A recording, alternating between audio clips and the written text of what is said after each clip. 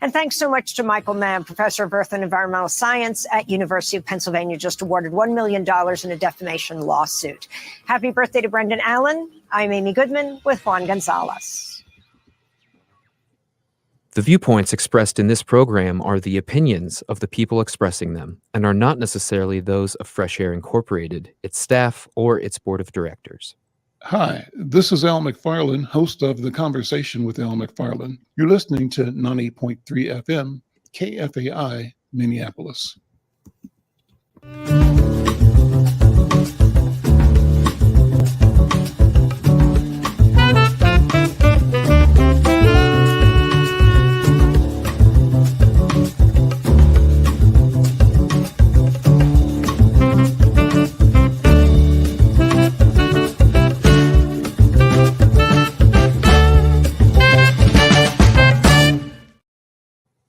I'm Al McFarlane. Welcome to the Conversation with Al McFarlane. I'm glad to be here with you and glad to have you along as well.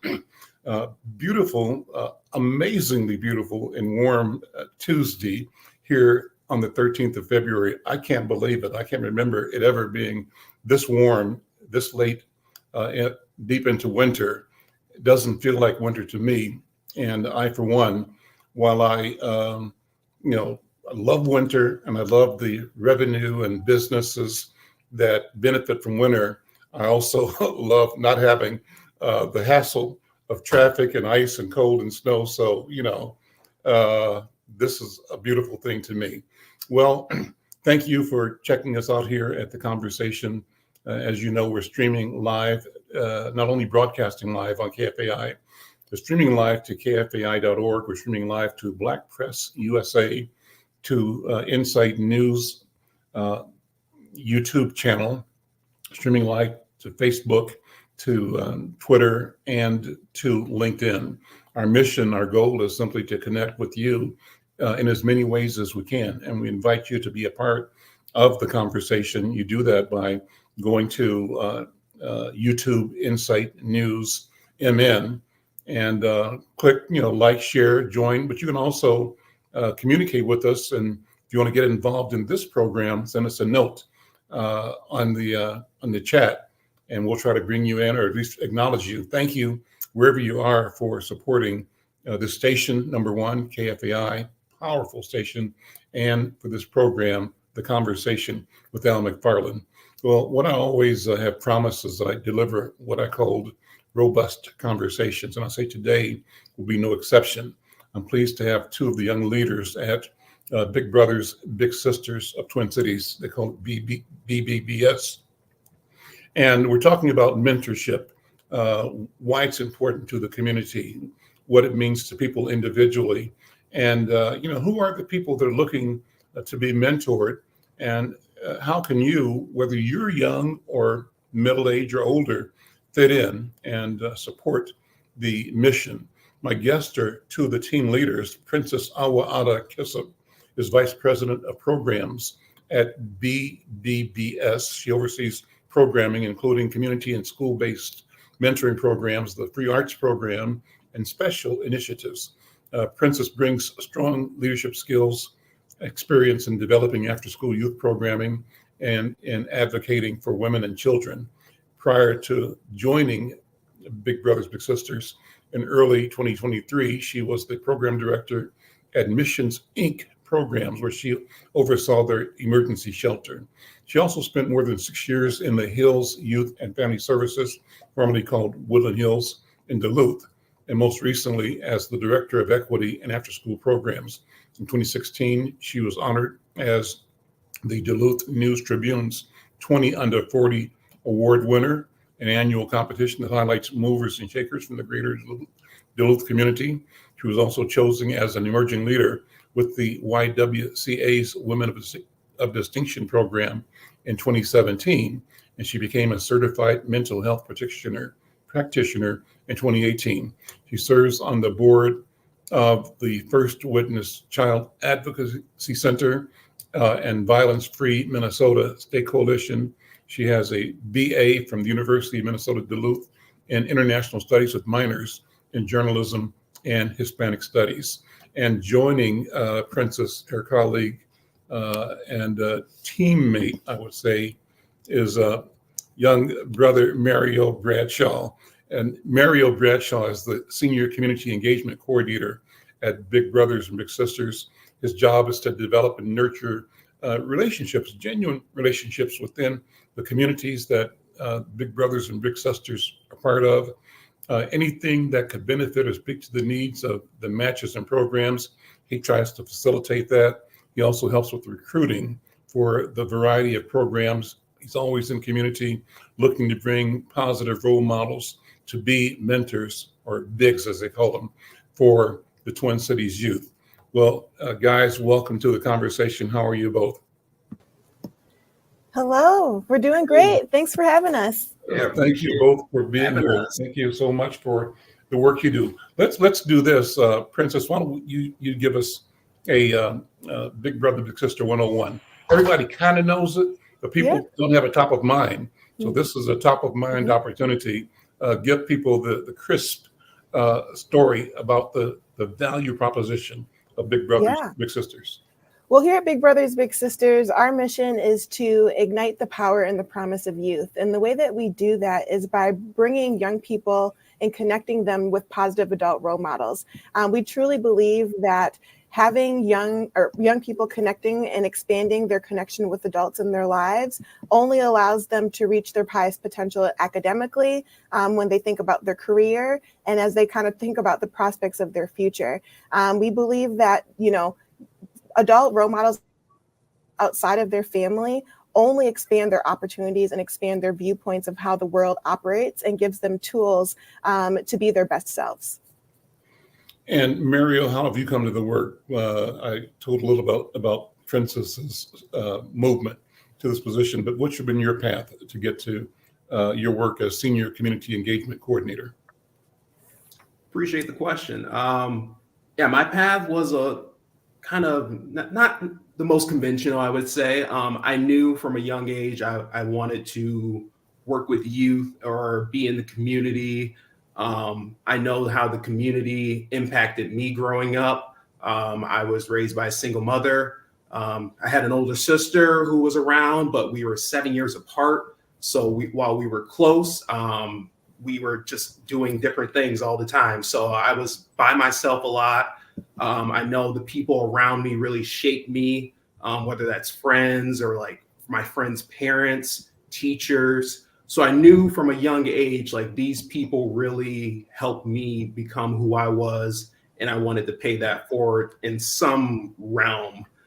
Didn't really know exactly what. Went to school for psychology, went to school at the University of North Dakota. Interesting experience there, but one I wouldn't trade for the world. Met a lot of great people who I hold dearly to my heart to this day. A lot of relationships, a lot of experiences. And then after college, I started working in group homes for youth with traumatic brain injuries. And that kind of led me into the realm of special education, where I was for 6 years previous to coming to Big Brothers Big Sisters.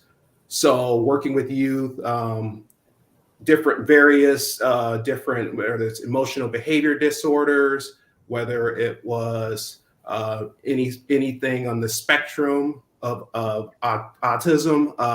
So I got experience in a lot of realms, kind of tied back to my education as well, but primarily just working with youth and being a role model for them, being an impact on their lives and trying to be a small piece of being a positive role model for them.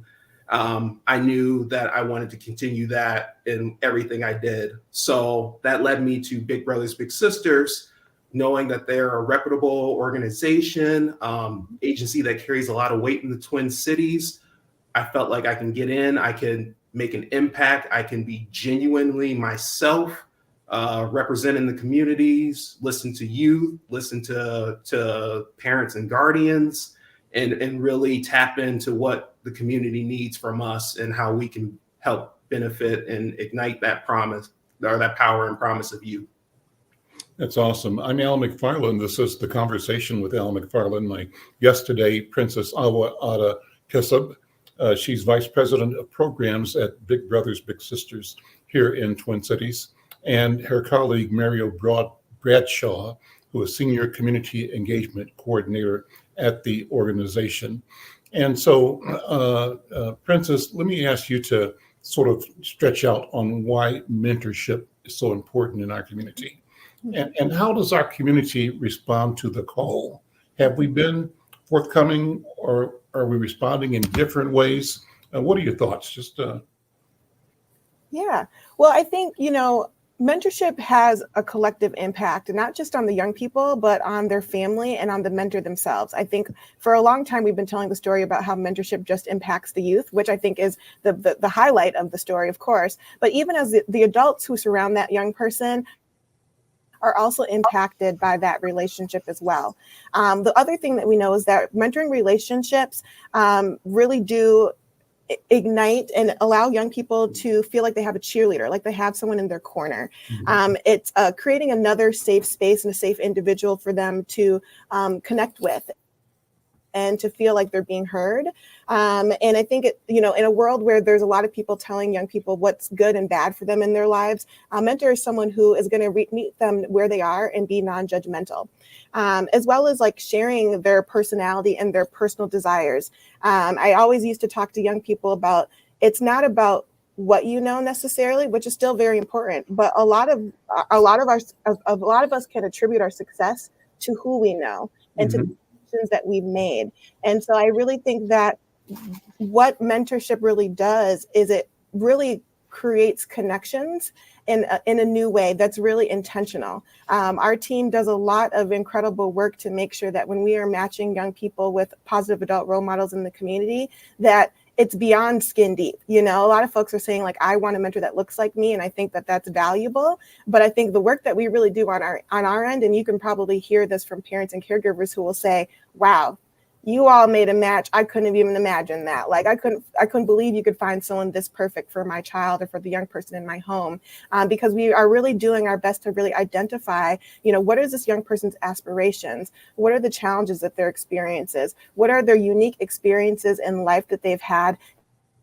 And is there an adult who maybe shares some of that experience or who's willing to learn and walk alongside this child in their journey? We really do believe that the young people are experts in what they want to be, but they do need some guidance and support from the adults who've been on this earth a little bit longer. I'm Al McFarlane. This is the Conversation with Al McFarlane. And if you're listening and have a question or comment, go to our YouTube presentation and find the comment section and leave a note, and we'll bring your note up, your question, your comment up. Particularly interested if you have been mentored, or if you have been or are a mentor. Love to have you drop a note. And if we can, we'd love to get you on the program as well, just to bring your personal voice. If you click in, we'll send you a link and bring you live into the conversation. And so, Princess, when we think about mentorship, usually is the age group set? Is it from 5-year-old to 12 years up to say kindergarten to 12th grade? What's the range? How does it work? Yeah, so we start enrolling youth at between ages 8 to 13, okay. And then we will support them all the way through high school, and we do even have some programs that will support them post high school as well. Is it likely that a kid, say 3rd grade, 4th grade, gets a mentor, and that mentor stays with her or with him through high school, or is it switch off? How does it work? Well, that kind of ebbs and flows, and we really do ask for at least a minimum of 1 year commitment to being a mentor, but we are seeing relationships that are lasting a lot longer, and we're trying to do our very best to figure out what is the trick, what's the secret sauce that really allows and strengthens relationships and allows them to last a really long time, because we know that is the ideal outcome. But at the same time, what we also know is that we want to make sure that there's sort of an arc to the story, and that we kind of have a beginning. We have our young people who are curious about some things, and their big or their mentor can support them with engaging in that, and when they've accomplished some goals together, when they've really built some connection, like we think that's success as well.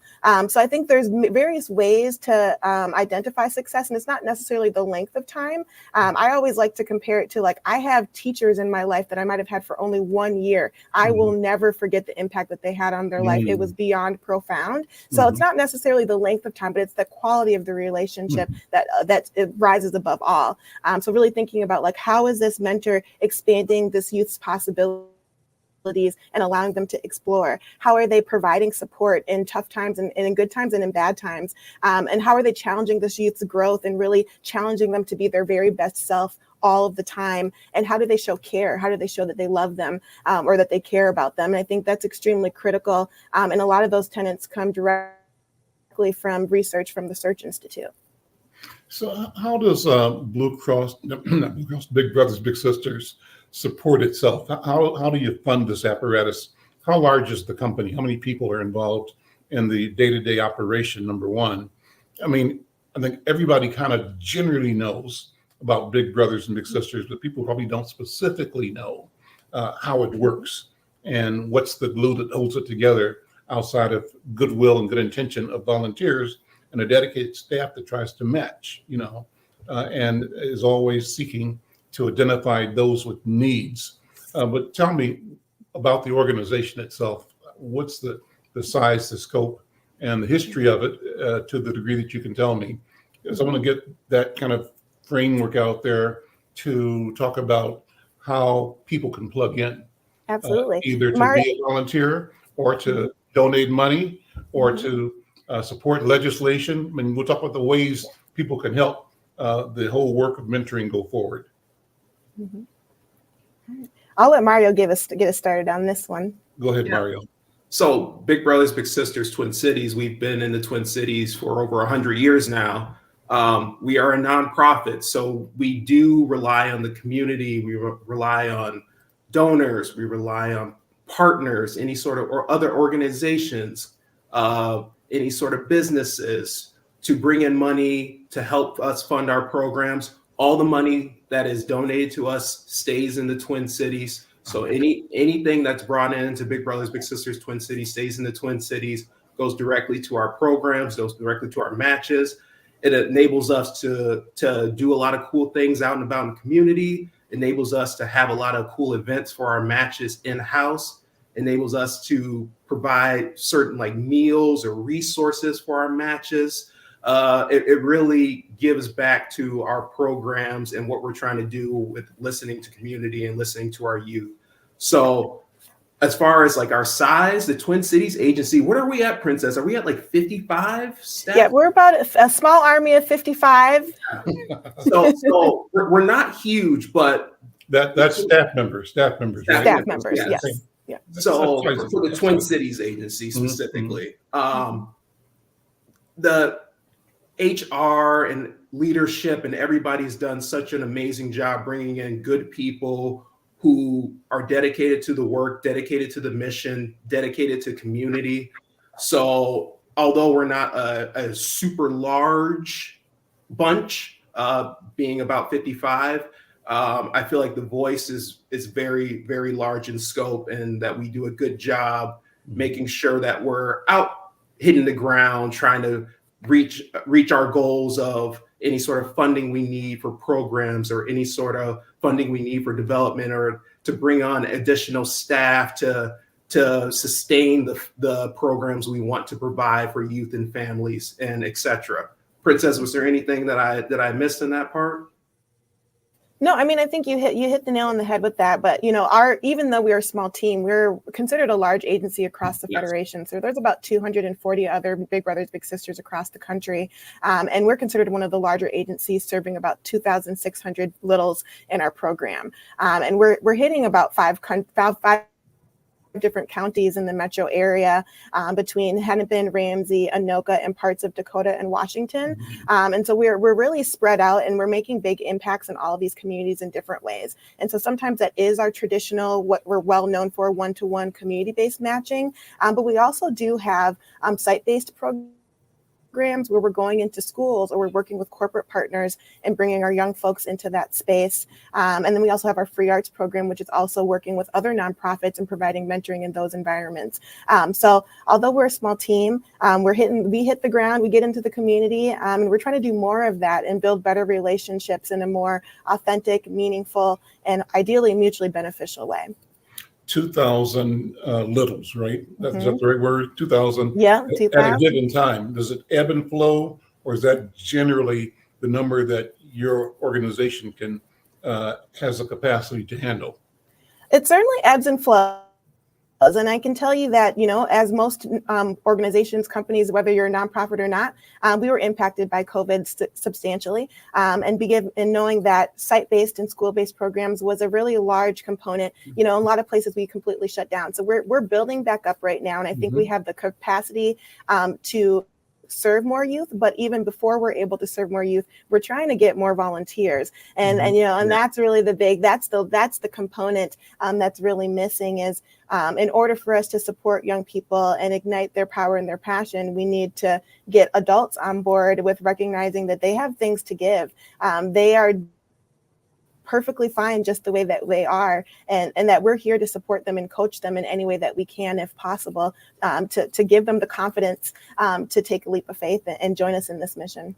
So if you have 2,000 littles, does it mean then you've got 2,000 bigs at the present time working one-on-one with each of them? To some degree. In some of our programs, it is group-based mentoring, but a majority of those are one-to-one matches. Yeah. Okay. And so how does a person qualify? How does a resident or citizen or community person discover, their way to your door to volunteer? These are all volunteers, right? Yes, it's all volunteer based. There's no exchanging of monies or anything. So how does a person make himself or herself available and eligible? Who's an eligible mentor? So, and eligible is a big word for me, because I think that you have the trust of families, the public trust, and dealing with young people. And I know that you all take that very, very, very seriously.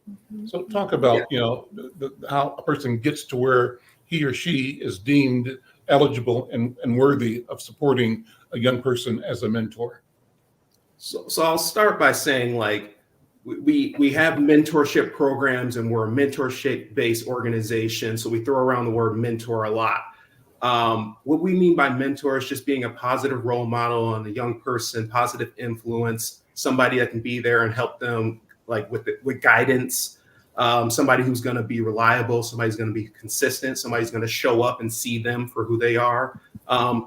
With that requirements, all we ask is that you come as yourself, as you're open and willing to learn and grow and have new experiences. We abide by our JEDI rules and our values. So justice, equity, diversity, and inclusion. So as long as you abide by those guidelines as well, that's part of the entry to get into the Big Brothers Big Sisters. But you don't need any sort of mentor experience at all. All we require is that you are adult, so 18 years or older for our programs, because you are going to be the adult role model or the person that parent guardian is not going to be around. So you'll be the adult in the relationship. Although you'll be interacting with parent guardian throughout the process and developing your own relationship with them, obviously, when dealing with youth. And then child safety is at the top of our priorities. We want to make sure that our kids are safe, that our youth are safe in our programs. So we do have a vetting process. We do have a process that we make sure that we get our reference, and then working with youth, you're going to have the background check just to make sure everything's lined up and everything's good. Again, you are often cases working one-on-one with these youth in the Twin Cities. So we want to make sure that parent guardians feel safe, that they're knowing their babies are out there and they're okay, and they're under the Big Brothers Big Sisters umbrella, and everything's taken care of. But besides that, we're trying to decrease these barriers to be part of our programs, trying to bring in more volunteers. We have over 500 kids waiting to be matched at this moment. So we're really trying to push the initiative to come as you are. You don't need experience. Mentor can be a daunting word, but if you can be a positive role model on a young person, then you are welcome in our doors. So we're just trying to push that narrative forward so we can get more volunteers for these great youth who are waiting to be part of our programs. So you're looking for 500 people right now. Yes. We would take more. And you the perfect time, because we will take more than that. And you caught us in the right time, because we're in the midst of our big recruit. And so we're trying to really activate the community to see that there's a need right now to really, consider and be invited into our space to consider what it means to be a mentor. And I think, Mario did a good job speaking to, like, there's kind of two aspects. There's like the social component, but then there's all the logistical pieces, and so like it takes time and there's a process, and you have an application, we have reference checks, we do interviews, we're checking where you worked, we're connecting with people in your life to make sure that you are who you say you are. We're providing you with lots of training up front. And so you have to have the time to commit to a lot of that to be ready to like step into this role. But then on the social side, as Mario referred to, it's like our Jedi values are extremely important to us. And so we again, we'll provide some coaching around those pieces. Like, what does it mean to be justice oriented? What does it mean in your mentoring relationship to share equity, and to embrace diversity, and to be inclusive? And we want to make sure that we're facilitating those types of conversations, even at the onset of becoming a mentor. That's a cool term, Jedi values. Who coined that? Where'd that come from? I haven't heard it before, but that's from our national office. Well, kudos to them. That's a great way to characterize and summarize mission and values for the organization, because it rings. That's really cool. I'm Al McFarlane. This is the Conversation with Al McFarlane. I'm talking with Princess Awa-Ada Kisob, say the right name, say it the right way, and also Mario Bradshaw. And they're officers, managers at Big Brother, Big Sister of Minnesota. I don't know why I want to say Blue Cross Blue Shield. So another great organization, obviously. Yes. But BBS, Big Brothers, Big Sisters of Twin Cities.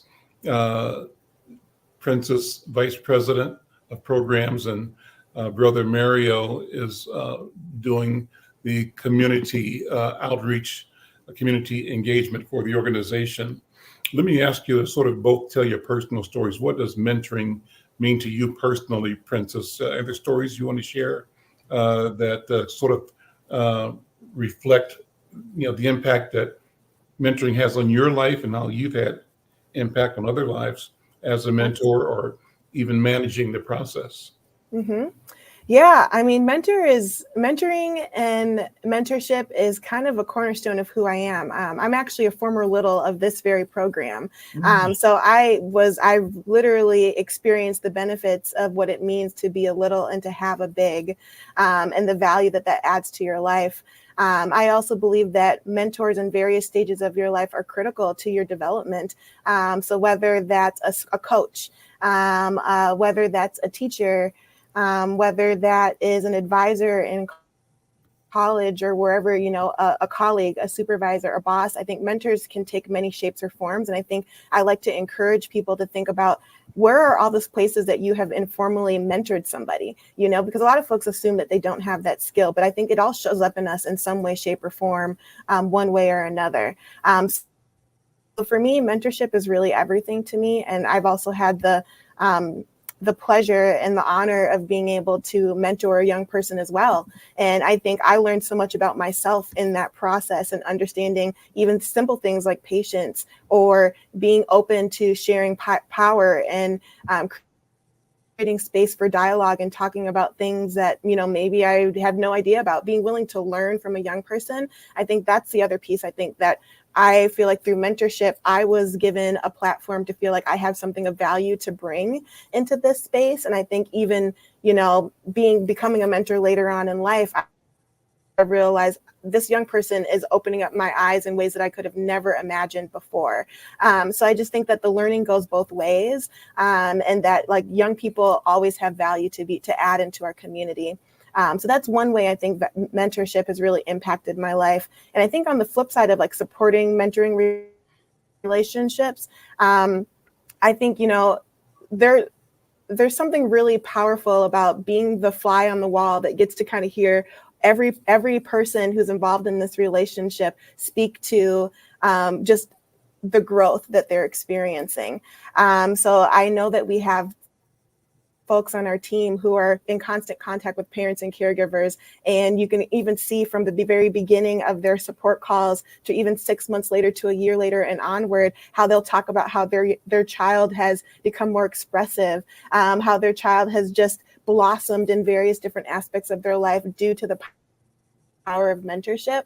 And so I really do believe in it. And I think that it's incredible. And I think for me, having grown up in a single parent household, it was just really great to have another outlet, another individual who could show me different experiences or different ways and walks of life, or allow me to explore new things, or help me with my homework, or help me with my reading, whatever that might be, because different folks have different ways that they can show you the very same thing, with the same outcome, but a different route. And I think that's what's really important too, when I think about what young people deserve, is to see that there's more than one way to do one thing. There's more than one way to do anything, Mario, what about you? What has mentoring meant to you? What does it mean to you personally? Are there stories that sort of show how either you've been impacted, or how your work is impacting other children or families?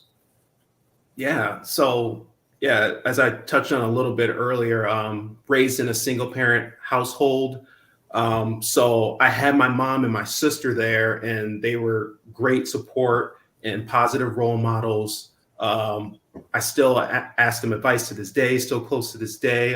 They're my biggest champions. They're the people I look to for guidance and stuff. So they really raised me, I would say, the right way. So like I had them growing up, which was beautiful, but also being a Black man in a white society, I didn't have a lot of like people who looked like me, who were my role models or people that gave me guidance and stuff. I had to rely on other people to help me with that process. So whether it was, as Prince has mentioned, young people can impact you. So I had friends, my peers, they were positive role models for me, doing sports or collecting cards, whatever it may be, kept me out of trouble. And, depending on like the groups I was hanging out with, their parents accepted me for exactly who I was. I knew I felt different, but they never treated me like I was different. They treated me like I was their child. So I ate dinners with them. I got disciplined like I was their child, I felt so normal and so safe in my circles. And it was a testament to like the people that came into my life and their parents, and then teachers and stuff. Like I had a lot of teachers growing up that really believed in me and that let me know that I was good enough as I was. I didn't have to pretend to be anything. I didn't have to present as somebody who I'm not, that I can be authentic as myself in those spaces. So mentorship, that I knew I wanted to pay that forward, as I mentioned earlier. And I try to do so in my work. I also still coach. I coach adaptive floor hockey and adaptive soccer for youth who have cognitive impairments. So I'm still in that realm, and they teach me things every day. It's a blast to come in and to learn from them and to see their growth and see their development. It's super special to see. And I wouldn't change my experience for the world. I feel like that mentors can just be somebody who's positive, somebody who's going to be there and be consistent. You don't have to reinvent the wheel. Just show up as you are, show up as yourself, and try to grow and give some guidance. And that's what I've experienced through mentorship in my lifetime. And that's what I try to bring forward through through my duties as being a mentor. I'm Al McFarlane. This is the Conversation with Al McFarlane. I'm talking to my guest, Mario Bradshaw, who is the Senior Community Engagement Coordinator with Big Brothers, Big Sisters of Twin Cities. His colleague, Princess Awa-Ada Kisob, who is the Vice President of Programs at Big Brothers and Big Sisters. We're talking about mentoring. If you want to be in the conversation, reach out to us at Insight News. Either you could send a note to Cooper, Cooper at insightnews.com, and we can get your note posted. Or if you're listening to the live stream on YouTube or any other of the platforms, send us a note. Let us know. We're monitoring the YouTube comment section right now, but we can respond to you later. We'd love to have your voice. And now, shout out to our friend Cameron, who says, "Greetings, Brother Al McFarlane and distinguished guests." Greetings right back at you, dear sister Cameron. So let me switch this. Your team leader is Pat Sukum, right? Yes. And so I heard Pat Sukum make a presentation a while back, and it stayed with me. And let me see. I'm putting myself to the test and talking to you. You can tell if I was a good listener or not. He talked about being a mentor and being in a young person's life, but over the period of the relationship, it wasn't like he was in that person's life. It was more like that person was in his life. And here's what I'm not clear, but my memory is that he told me that when he, over years, he and his personal life and relationship was about to go into a wedding.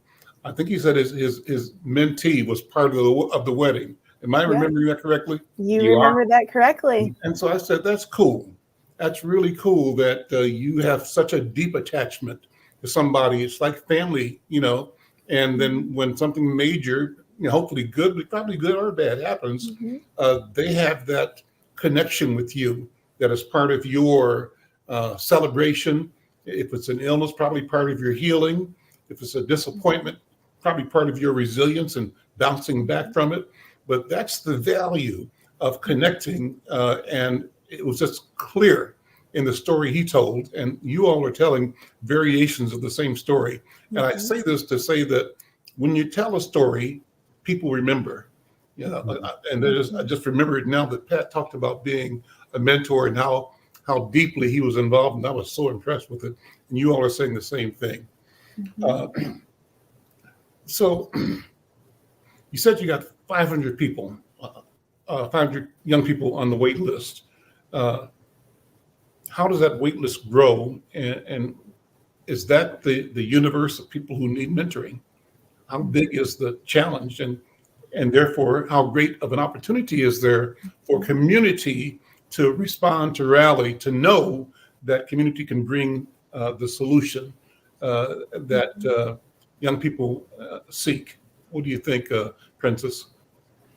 Well, yeah, I think that, 500, I'm sure there's more. If it were up to me, I think everyone deserves a mentor. Everyone could benefit from any sort of a role model or some support or a friend, honestly. If we get down to the heart of it, it's a friend, right?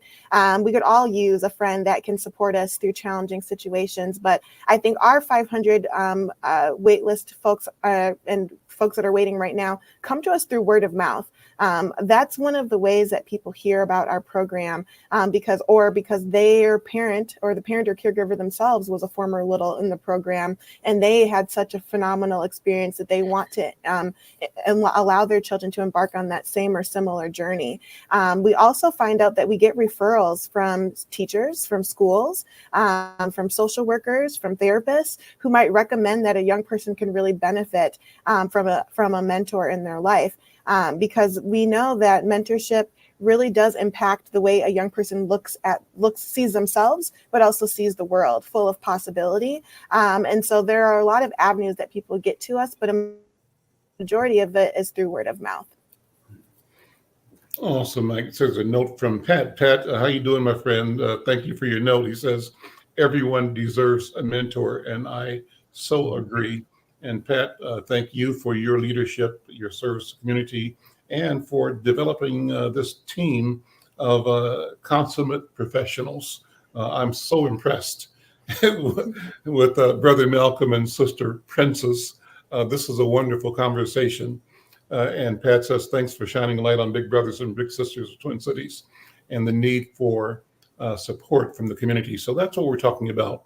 Let's support big brothers and big sisters. Let's support the work. Let's support the mission. Let's support the children of our community and the families. And ultimately, we do that. We support ourselves. We find out how we become and move towards being our best selves in community. I was curious when you mentioned that you went to school in the Dakotas, Mario. And if you don't mind, I'm going to take a turn to the personal and have you talk about, number one, you started off, you said, in Minneapolis, but your family moved to suburban South Minneapolis, and then you went to college out in the Dakotas. Tell me about growing up. What's your family story? So family story. Single family or single parent household. My mom and my dad split when I was about 5 or so. My dad wasn't around, so I had to seek guidance elsewhere, and that's why mentorship was so impactful to me. It was the people around me, the community I was in, the friends I developed, the teachers I encountered. Those are the people who brought me up and who gave me perspective. And then being a Black man in a mostly white society, I had these experiences that I learned a lot from different people. And that's why I talk about like going to school in North Dakota was an interesting experience, but something I wouldn't trade for the world. I wasn't an athlete up there. I was just going to school. I was one of few who was a minority who wasn't in the athletic realm in any sort of way. But I met people that like graduated from classes of 5, something I couldn't fathom being from the Twin Cities area. Mm-hmm. So like different cultures and different experiences, different life lessons. Some not the best, of course. You're not going to always encounter the best things, but you also get to shed light on a lot of people and give them perspective and kind of broaden their views of what they thought people were like, or what they thought you would be presented as. So to kind of open up people's perspectives and to educate people. I wasn't offended if anybody had any questions or anybody had any sort of ask of me to be more knowledgeable or be more prepared in the future for further encounters with minorities or Black males or people from single parent households. Mm-hmm. So I embraced that and really took to that. And I thought it was mutually beneficial because I got to learn something about them as well. Mm-hmm. What's your lineage, your family lineage? Do you do a family tree? Who's your mom's people? Who's your dad's people? What's your genealogical story to the degree that you know it? So to the degree that I know it, my family, I'm the only one born and raised in Minnesota. All my other family is from Saginaw, Michigan. I wasn't close to a lot of my dad's side of the family after my mom and him split, but I stayed close with my grandma. She was biracial, so I have like that lineage on that side. And then my mom's mom, my grandma, she was so the biracial side of your mom. You familiar with the white side or the Black side of her family? So both. Okay. Again, I wasn't super close with them, and they were in Saginaw too, so that was a trip. But like every time I would go to Michigan to visit, I would make sure to stop by my grandma's side and my dad's side, to touch base, and I kept in touch with her until she passed about a decade ago. Mm-hmm. And then my mom's mom, I was close with, but she passed unfortunately when I was like 7 years old. Wow. So I lost my grandparents pretty early.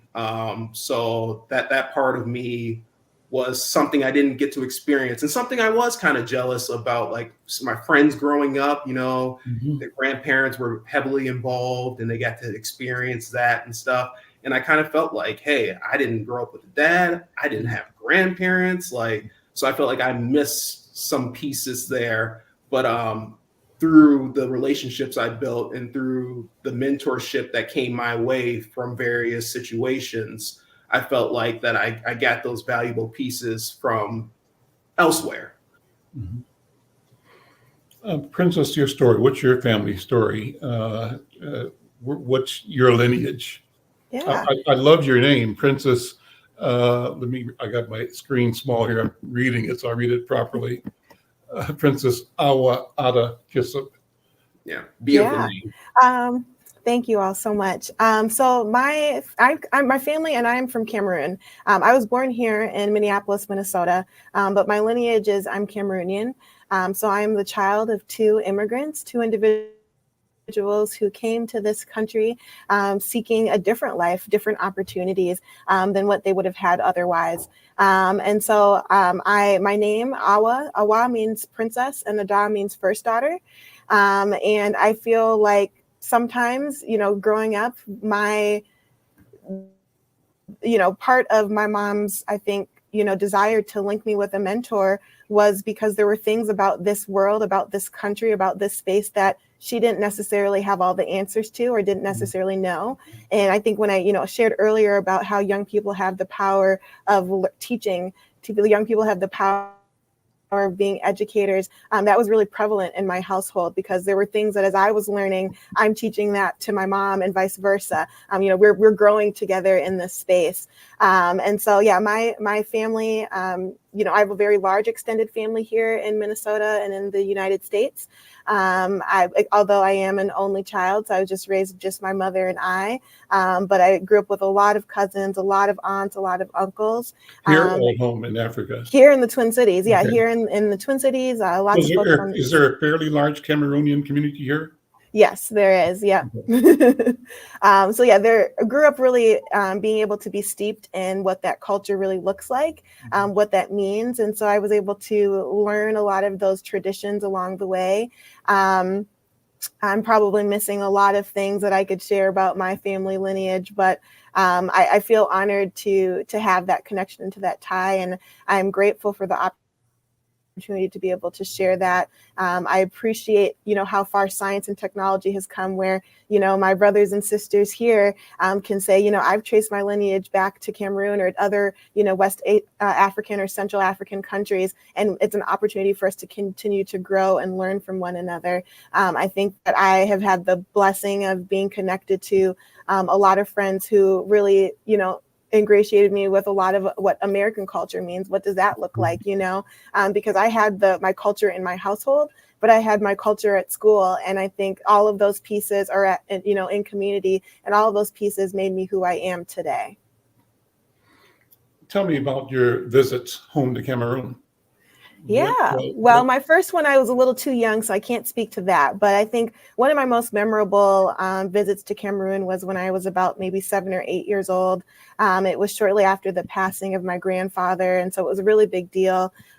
So almost all my family, we went back home and we stayed for a while. And I even enrolled in school there. And I think for me, as Mario has stated in his, experiences, Minnesota is, it's predominantly white. There is not a lot of pockets or areas where you can be connected with people of color that look like you. And so I think going to Cameroon was incredible for me because, again, at 7 or 8 years old, this was my first time where every establishment that I went into were people who looked like me doing every single job underneath the sun, not just certain jobs, but every job, every career. Nothing was too big or too little for us. And I think that was one of the catalysts that had me really thinking like, wow, there's a lot more to what I'm capable of just by seeing this, And I know a lot of folks talk about, countries in Africa maybe being, as developing nations, there's a lot of lack of opportunity, but I think that there's so much beauty there. There's so much you can learn about yourself. There's so much resilience in the people. And I think there's a lot that can be gained in understanding really the true meaning of life. I think Western society, we're always moving.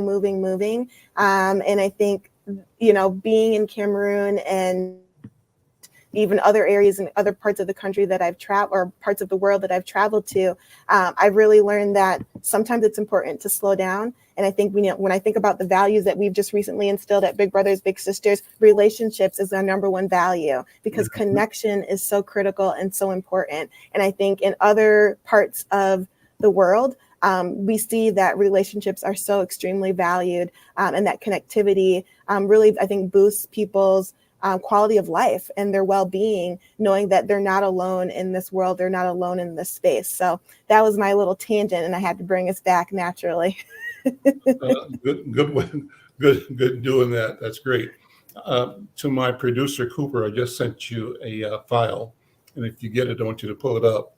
It'll just be interesting. Cooper, let me know if you received the file.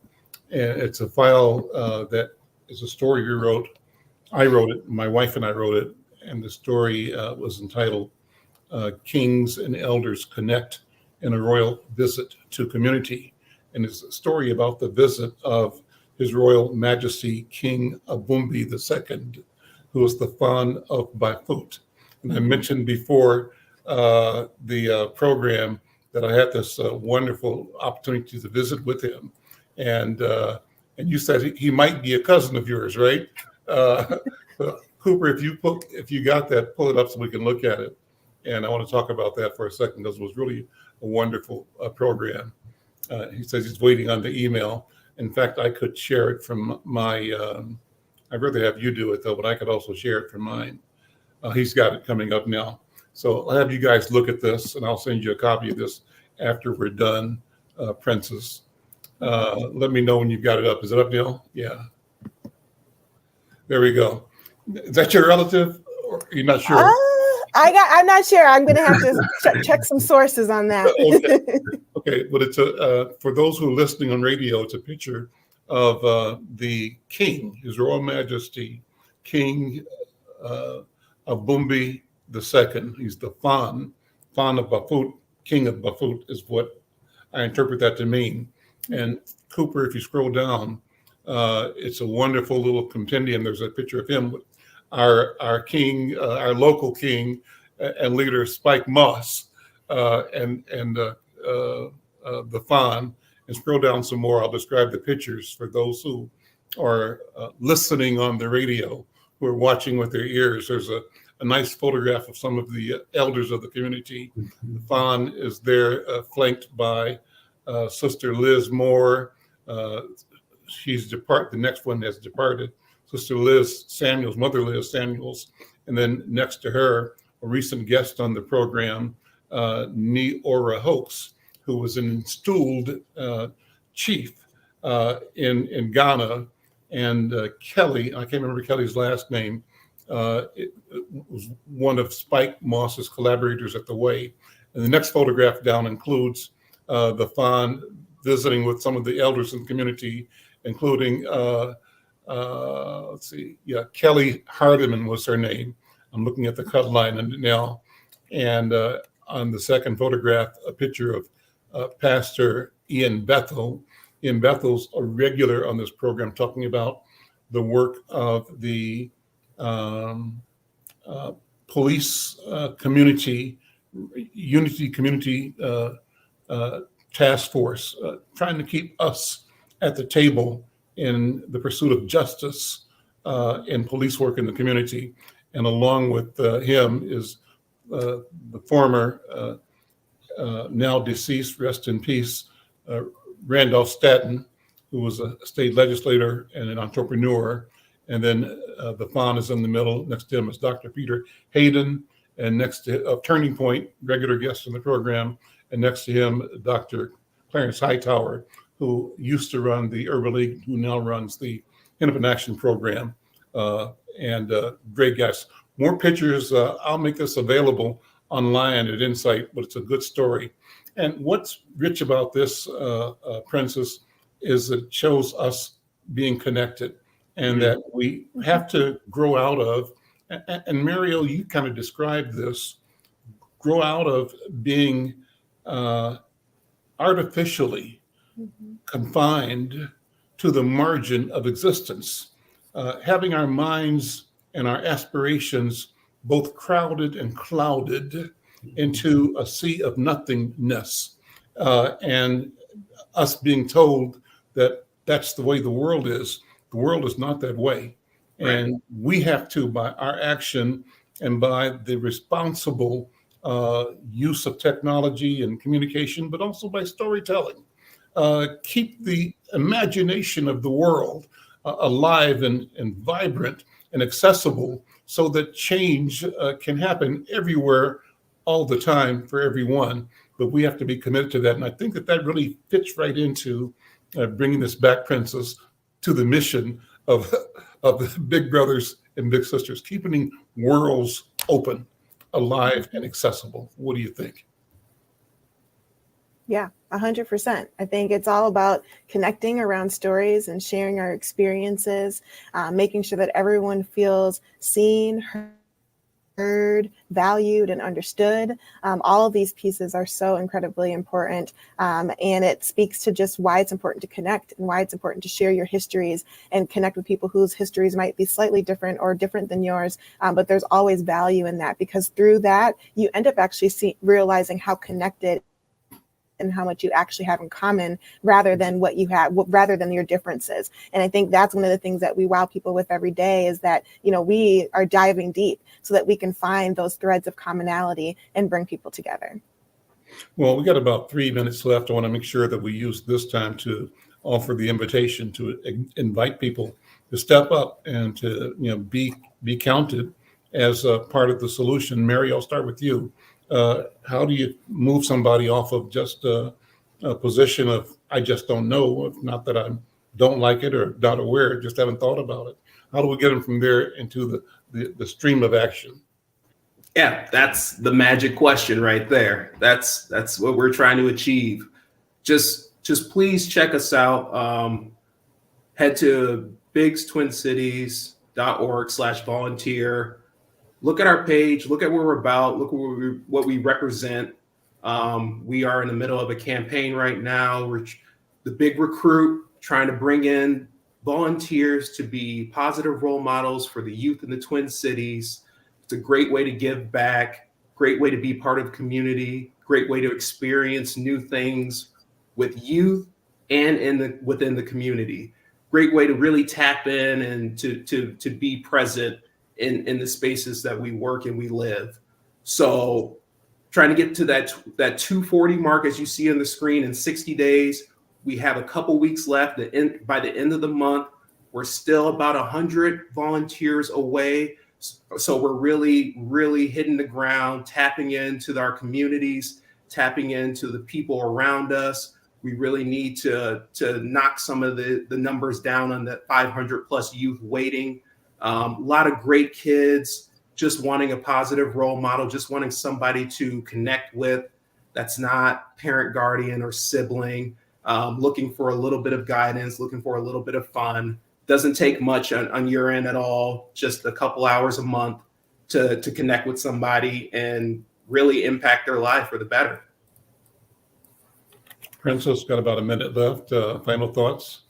Well, yeah, I just encourage everyone, if you're curious and you don't know, just stop by. We're right. I encourage you and I invite you to come into our office, come into our space, talk to staff.